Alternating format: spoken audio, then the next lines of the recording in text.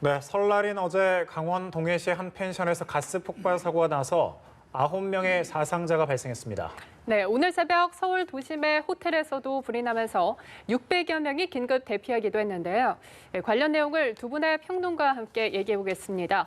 최영일, 이종훈 시사평론가 나오셨습니다. 네, 어서 오십시오. 안녕하세요. 네, 안녕하세요. 네, 먼저 짚어볼 그 사건이 좀 안타까운 사건인데 네. 그 동해 펜션 가스 폭발 사고로 일가족 4명이 사망하고 3명이 중상을 입었는데 네. 자, 오늘 현장 합동 감식을 했습니다. 폭발 사고 맞습니다. 원인이 좀 밝혀졌습니까? 원인은 예. 정밀 감식이 필요해 보입니다. 지금 여러 가지 가능성이 있어 보입니다. 네. 지금 이 목격자 당시에 이제 인근 상인의 주장에 따르면 폭발은 한 차례가 아니라 두 차례였다. 네. 예. 두 번째 폭발음이 더 컸다. 이렇게 나오고 있고요. 두 번째 폭발음 이후에 인기척이 없었다. 이런 이제 증언이 나왔습니다. 네. 그래서 결국은 이제 현장 감식을 해봤는데 이 펜션이 무등록이에요. 네. 과거에 다세대 주택으로 쓰다가 한 9년 전에 펜션으로 이제 네. 영업을 시작해서 굉장히 장기간 동안 무등록 영업을 해왔는데 이 안에서 이제 LP 가스를 통해서 취사를 하다가 네. 최근에 인덕션으로 교체했다고 해요. 그런데 LP 배관은 또 그대로 남아 있는 상황이에요.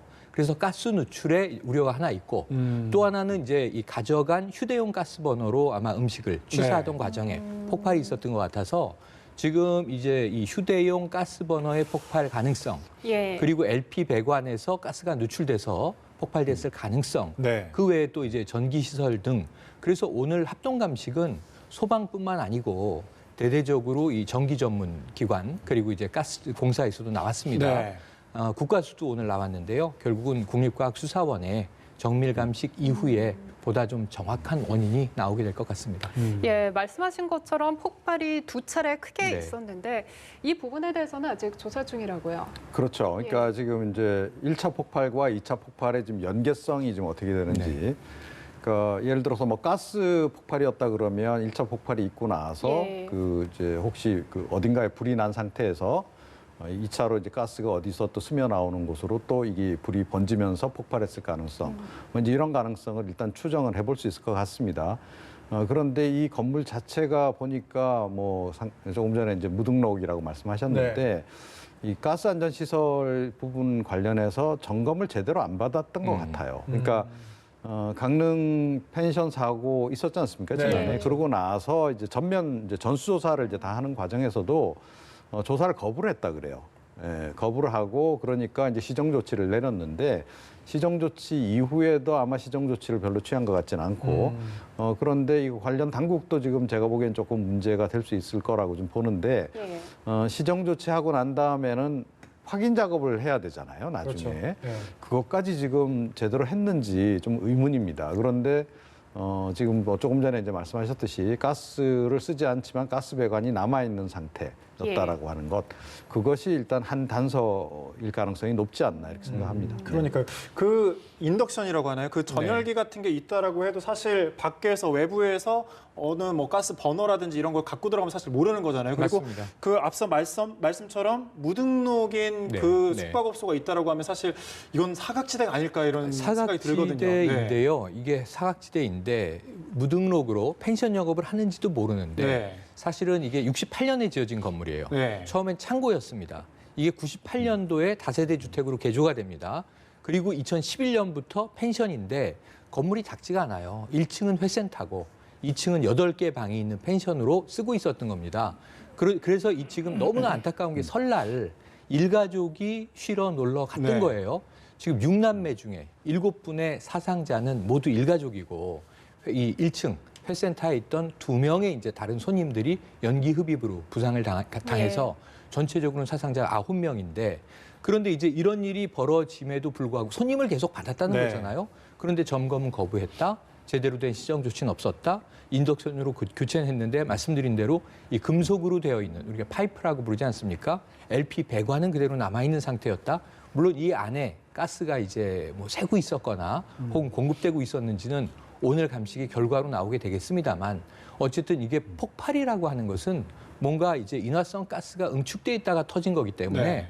일가족이 가져간 물품에서 이 대부분 아까 휴대용 가스버너도 지금 이제 위험성이 있고 원인 가능성은 남아 있지만 이게 폭발한다고 해도 7명의 사상이 나오긴 어렵다는 거예요. 예. 지금 전신 화상에 저 4분이 돌아가시지 않았습니까? 그러니까 이런 상황에서는 단순히 우리가 알고 있는 부탄가스 폭발로 보긴 어렵고 뭔가 더 큰 다른 이유가 있었을 것은 명백한데 그렇다면 건물 쪽의 책임이 가능성이 높겠죠. 그런데 이제 이런 건물들이 그 의외로 굉장히 많다는 거예요. 맞아요. 그러니까 네. 바닷가 여행하신 분들은 아마 보셨을 텐데 횟집 위에 펜션이 있는 데들 굉장히 많습니다. 그렇죠. 예. 예, 뭐 동해안 비롯해서 뭐 남해안 일대도 그렇고 뭐 서해안 쪽도 마찬가지고요. 이게 보니까 뭐 정상적인 펜션은 아닌 거더라고요. 봤더니 이번에 그러니까 이게 이제 뭐 농어촌 민박 이런 형태로 해서 네. 그러니까 소규모로 농어민들이 이제 그 민박업을 하는 것을 최근에는 그냥 부르기 좋게 그냥 펜션 이렇게 이제 부르는 예. 거예요. 자, 그러다 보니까 펜션이 지켜야 될 그 법적 기준을 충족시키지 않더라도 이건 영업 허가를 그냥 해주는 거나 다름없는 겁니다. 그리고 어떻게 보면 농어촌 민박 같은 경우에는 서로 이제 그 동네 지역 주민들이 아름아름으로 그냥 서로 정보 주고받으면서 야, 이거 뭐 좀 돈이 된대더라 이런 식으로 이제 진행을 하다 보니까 이게 지금 규제의 사각지대에 완전히 지금 놓여 있는 상태가 예. 아닌가 싶어요. 그래서 보니까 그러니까 이 펜션 같으면 정상적으로 뭐 스프링클러를 장착해야 된다든지 예. 그런 이제 시설 기준이 있는데 농어촌 민박들은 그렇게 안 해도 예. 되나 보더라고요. 그러니까 뭐 간단한 이제 소화 시설 정도 뭐 이런 정도만 갖춰도 이제 되다 보니까 이게 최근 들어서 굉장히 지금 제가 보기에는 너무 기하급수적으로 좀 많이 늘어난 것 같거든요. 예. 자, 그것이 지금 이제 기하급수적으로 늘어난 반면에 지금 정부 당국의 어떤 그 관리 능력은 지금 이걸 좀 못 쫓아가는 상황이 아닌가. 예. 그래서 이거 완전 좀 약간 사각지대가 이번에 다시 또 발견된 그런 상황이 대책은 아닌가 좀 싶어요. 없을까요? 그러니까 결국은 그러니까 조금 전에도 이제 그 얘기를 나눴습니다만 점검을 안 받았던 예. 게 아니라는 거잖아요. 점검을 받았는데 점검을 거부를 했다는 거고 거부를 하는 것을 그냥 용인을 했다라는 것도 좀 납득이 안 가고 뭐 그런 상태에서 일단 시설 개선 좀 하시오라고 이제 지시를 했다는 건데 그 이후에 그러면 가서 제대로 시설 개선을 했는지 확인했느냐는 거예요. 제가 보기엔 확인 안 했을 가능성이 굉장히 높다라는 예. 겁니다. 자, 이제 그렇게 그냥 각자 업자의 그냥 양심에 맡겨서 하는 거 뭐 서로 업자들이 잘 지켜주면 다행인데 꼭 이제 안 지키는 분들이 개중에 또 있단 말이에요. 자, 이런 걸 생각하면 이거는 역시 해당 지자체 쪽에서 좀 평상시에 더 집중적으로 관심을 갖고 관리를 하고 시설 개선하고 조치를 하도록 지시 내리고 난 다음에는 반드시 가서 확인을 하고 정상적으로 이게 작동하고 있는 것들이 있는지 이런 부분들 또 제대로 다 갖춰졌는지 여부들 이걸 결국 자세히 확인하는 수밖에 없다. 예. 좀 귀찮더라도 그렇게 생각합니다. 네. 이렇게 사각지대 놓인 펜션에서도 화재가 자주 발생하지만 오늘 새벽 서울에 있는 한 네. 대형 호텔에서 불이 나 600여 명이 네네. 대피를 했거든요. 다행히 사상자는 크게 다친 사람은 없는 것으로 알려졌지만 이렇게 대형 호텔에서 어쩌다가 큰 불이 발생한 건가요? 일촉즉발이죠. 그 예. 원인도 지금 이제 아직 확인되지 않았습니다. 네. 이제 감식의 결과, 정밀 감식을 이제 기다려봐야 되는데요. 이게 서울 한복판에 있고요. 오래된 유명 호텔입니다. 예. 그리고 여기는 굉장히 또 이 고급 호텔입니다. 그런데 이 설 명절 연휴를 맞아서 중국인 관광객도 다 수투숙을 했고 손님이 굉장히 많았어요. 여기서 일하는 직원들을 포함해서 630여 명이 대피하는 상황이었고 다행히 사망자는 없습니다. 네. 다만 연기를 흡입해서 병원으로 간 분들이 58명 정도 되니까요.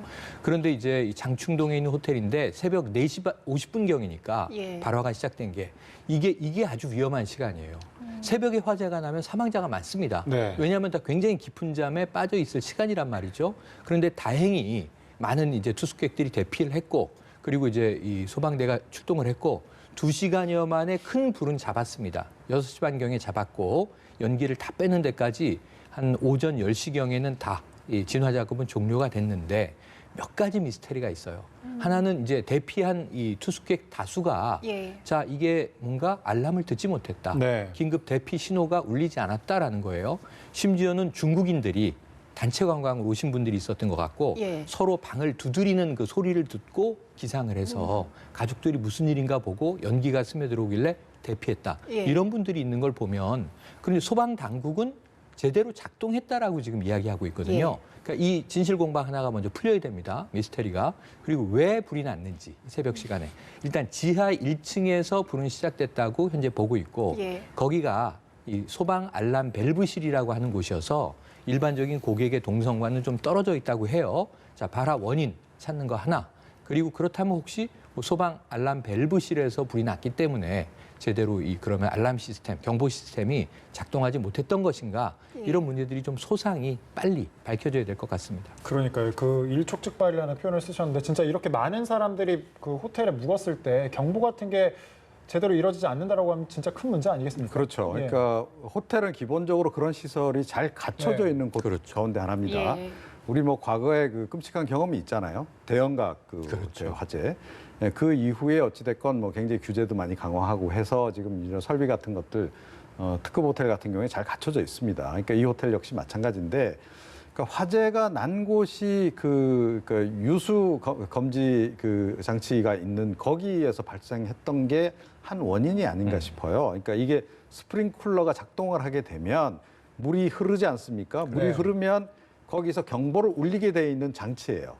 근데 지금 뭐 얘기로는 거기서 이제 그 근처에서 뭐 화재가 발생을 하는 바람에 스프링쿨러가 작동을 하고도 이걸 좀 제대로 감지를 못한 거 아니냐. 그러니까 기계적인 문제보다는 기계 인근에서 이제 그 화재 경보를 울려주는 그 장치 인근에서 화재가 발생한 게 문제라고 이제 볼 수 있는 것 같아요. 지금 현재로서는. 그런데 조금 의문인 것이 예. 거기서 왜 화재가 났을까 하는 거예요. 그러니까 통상적으로 화재가 날 만한 장소가 아니거든요. 그러니까 뭐 조리실 같은 데라든가 호텔에서도 화재가 잘 날 만한 데들이 좀 있지 않습니까? 예. 자, 그런데 거기는 조금 그런 곳하고는 좀 거리가 그 먼 쪽이어서 이게 약간 좀 방화 뭐 그런 것도 조금 약간 의심이 좀 되기도 하고요. 예. 그렇긴 해요. 그런데 그러니까 이번에도 역시 이제 여기서도 그 장비가 잘 갖춰져 있음에도 불구하고 제대로 작동하지 않았다라는 것은 역시 여기도 뭔가 허점은 좀 존재하는 거죠. 그러니까 예. 그 유수 검지 장치실 그 주변은 오히려 그러니까 좀 약간 그 무방비 상태일 수도 있다는 예. 생각이 좀 들어요. 그러니까 여기는 뭐 당연히 이제 화재가 발생하면 작동하는 장치이기 때문에 이건 뭐 정상적으로 작동할 것이다라고 하는 전제하에서 그 주변에서 화재가 발생하는 부분에 대해서 좀 둔감하게 대응을 해왔던 것이 문제가 아닌가. 그러면 거기 약간 추가 장치를 한다든지 그런 게 좀 필요하지 않을까 이런 생각도 좀 듭니다. 예, 일단 조사를 통한 정확한 원인이 먼저 밝혀져야 할 것 같습니다. 네, 이번에는 주제를 조금 바꿔서요. 검찰 관련된 내용들을 네. 조금 짚어보겠습니다. 윤석열 총장과 이성윤 지검장 사이의 갈등이 지금 심화되고 있거든요. 네. 한 집안에서 양측의 갈등이 더 심화되는 건 아닌지 이런 우려의 목소리도 맞습니다. 나오고 사실 있거든요. 상급자와 하급자, 예. 어찌 보면 또 이 검찰 조직의 가장 수장들입니다. 뭐 총괄하는 검찰총장, 윤석열 네. 검찰총장이고요. 그리고 이제 검찰 조직의 핵심이 예. 이 지역마다 이제 지검들이 나눠져 있습니다만 서울중앙지검 뭐 대부분의 과거에 중수부가 지금은 해체됐습니다만 네. 뭐 이 어떤 정권의 비리라든가 강력 수사들을 하는 곳이 서울중앙지검에 모여 있습니다. 그래서 이번에 직제 개편에서도 직접 수사 부서들을 다 줄일 때 서울중앙지검이 가장 많이 좀 이제 이 축소가 된 그런 감이 있고요. 그리고 이제 인사도 처음에 고위급 간부들을 32명 뭐 물갈이했다 이런 보도가 나올 때와 2차 인사에서도 제일 핵심은 사실 부장검사급 이하 평검사까지는 많이 유임했음에도 불구하고 이 서울중앙지검, 대검 이런 쪽에서 1에서 4차장 검사가 다 교체되지 않았습니까? 네. 이게 제일 핵심으로 결국 또 물갈이 이야기가 나오게 된 거고요. 그런데 이 서울중앙지검장은 신임 지검장이 이성윤 지검장. 예. 어찌 보면 이제 윤석열 사단이 아닌 네. 이 법무부 라인이라고 지금 이제 불리고 있는 상황이고요. 윤석열 총장은 지금 고위 라인에서는 손발을 잃고 지금 새로운 이제 간부들하고 또 손발을 맞춰 나가야 되는 상황인데 여기 핵심 한 건 하나 뜬 것이 최강욱 이 청와대의 공직기강 비서관에 대한 기소가 예. 네. 바로 설 명절 연휴 직전입니다. 23일에 있었습니다. 여기에 대해서 이성윤 지검장이 자 윤석열 총장을 건너뛰고 법무부 장관에게만 보고했다. 그래서 윤석열 패싱 아니냐 이 논란이 지금 벌어져서 명절 연휴 내내 검찰 개혁과 관련해서 이 문제가 크게 불거지고 있는 상황입니다. 네.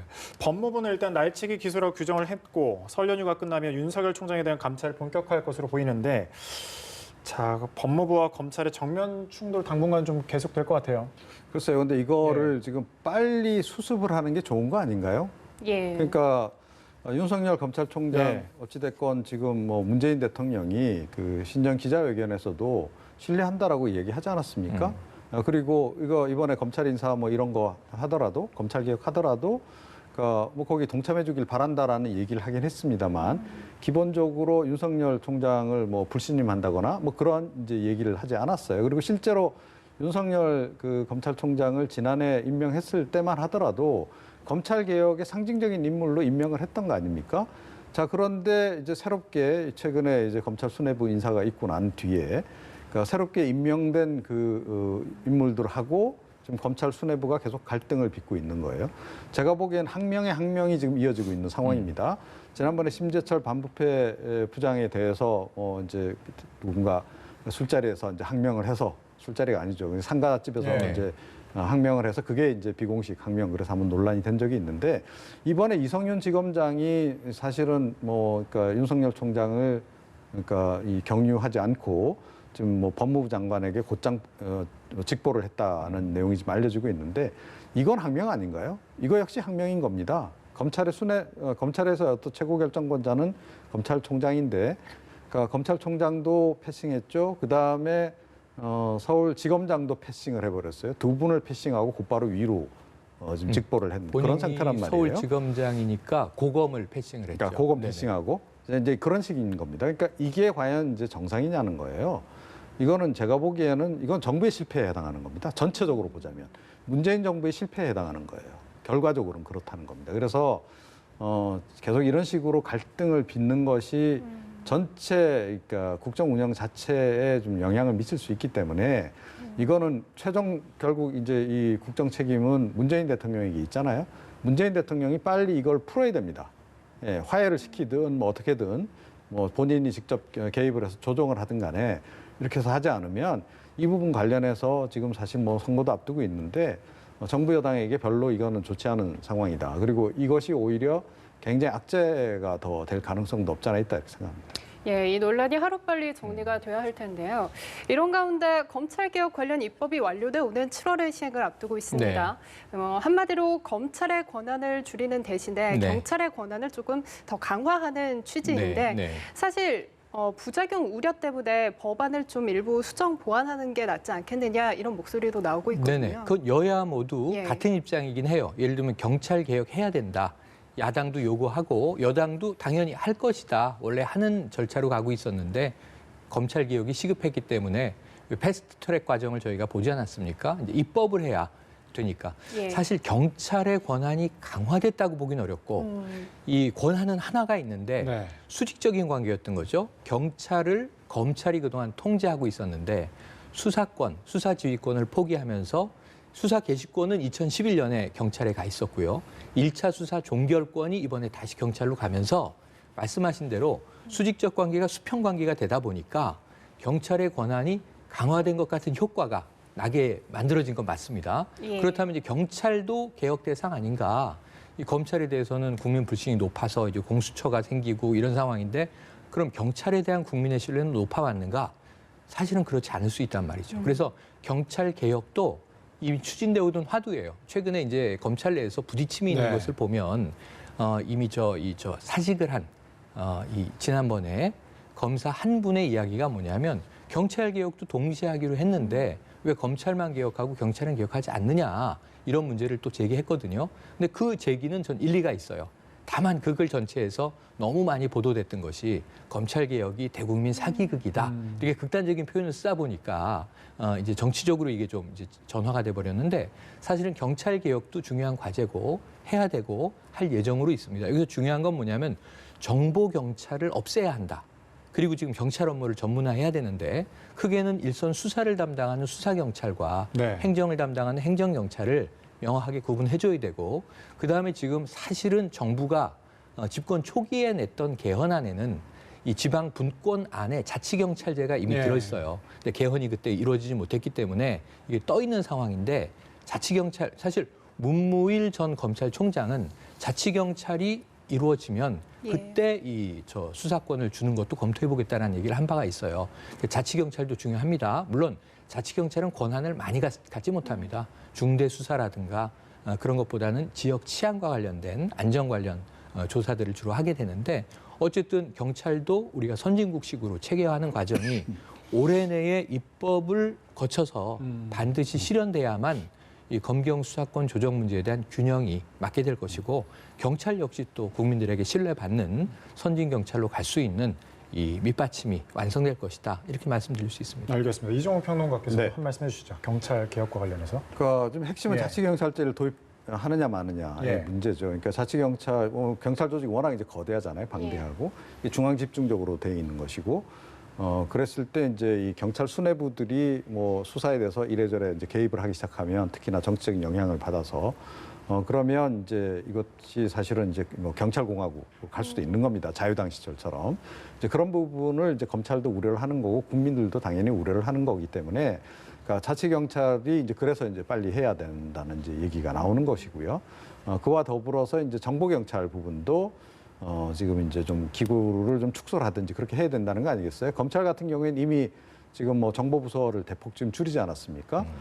그런데 경찰 같은 경우에 훨씬 이 정보경찰 숫자가 더 많거든요. 검찰하고는 또 비교하기 어려울 정도로 양적으로는 굉장히 많습니다. 그리고 이 정보경찰들이 뭐 사실은 총선 시기나 이런 시기가 되면 선거 관련한 정보를 가장 많이 알고 있다라고 얘기를 보통 해요. 그러니까 예. 그럴 수밖에 없잖아요. 그러니까 풀뿌리처럼 밑에 내려가서 그 지역 정보를 취합하기 때문에 그런데 이게 자칫 잘못하면 선거를 선거에 직간접적으로 개입하게 되는 그런 계기가 되기도 해요. 이런 예. 것들이 이번에 이제 이제 그 송철호 울산시장 관련한 이제 그 선거 개입 사건 그 논란도 있긴 있습니다만 그런 일이 벌어질 개연성이 상당히 있기 때문에 이 부분을 이제 없애기 위해서라도 정보경찰 규모를 좀 줄일 필요는 분명히 있는 거고요. 그런 것들을 이제 빨리 해야 되는 거죠. 이게 이제 검찰 개혁에 비해서 속도를 안 내다 보니까 검찰 쪽에서는 당연히 이제 불만을 제기하는 건데 예. 이건 빨리 해야 된다라고 저는 생각을 하고요.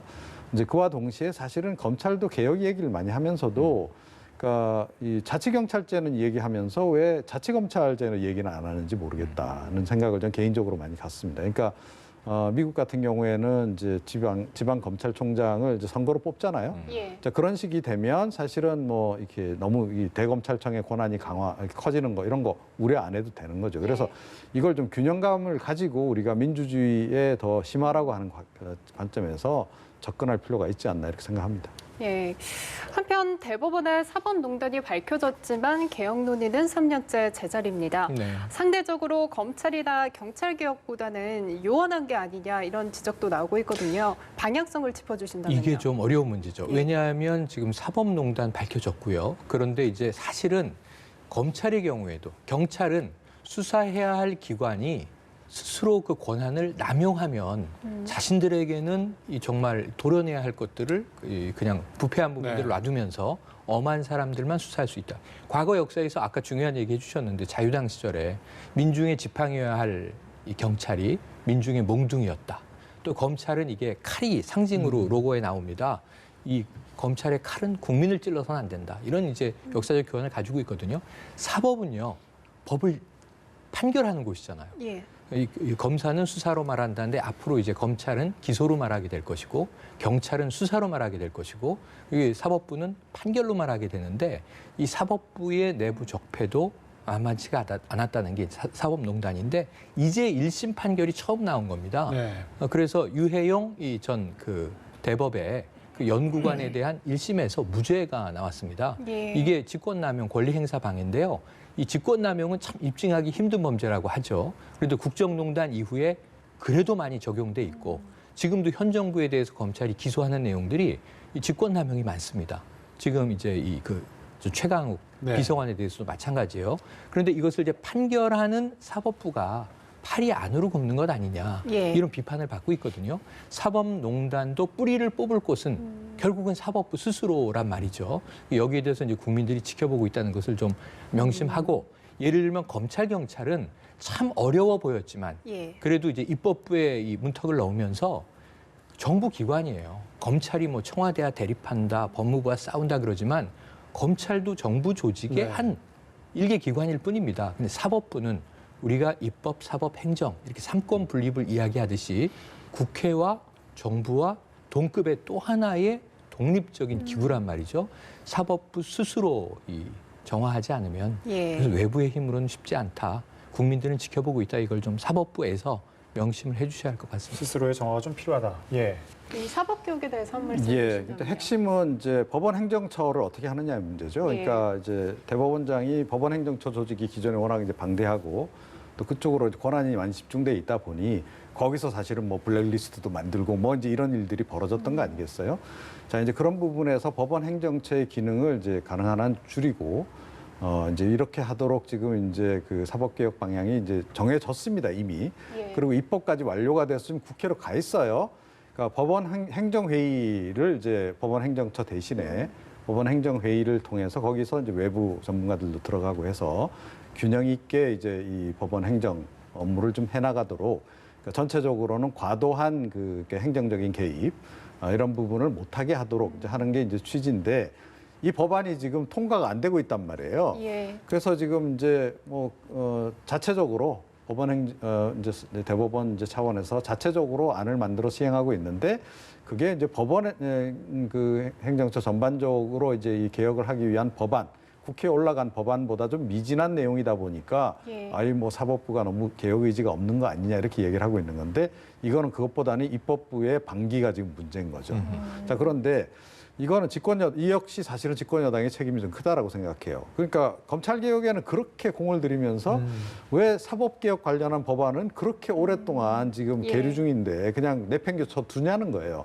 함께 처리를 해야 되는 거 아니겠습니까? 예. 이제 그래서 이것도 역시 이제 정치적인 여러 가지 고려 때문에 우선순위를 뭐 정해서 이렇게 하는 그런 것 같은데 그럴 게 아니다 이거는. 그러니까 그리고 이제 이 문재인 정부에서는 어찌됐건 뭐 이 전반적인 개혁 과제를 빨리 성사를 시키겠다라는 게 지금 이제 어떻게 보면 대통령 공약이기도 하고 하니까 이 사법개혁 관련한 법안 처리도 절대 늦춰서는 안 된다. 그런데 뭐 이번 국회에서는 이미 다 끝난 것 같고, 예. 그러니까 총선하고 난 다음에 원구성하게 되면 곧바로 이 사법개혁 관련한 법안부터 일단 처리를 해야 되지 않을까 이렇게 생각합니다. 알겠습니다. 예. 두 분의 의견까지 함께 들어봤습니다.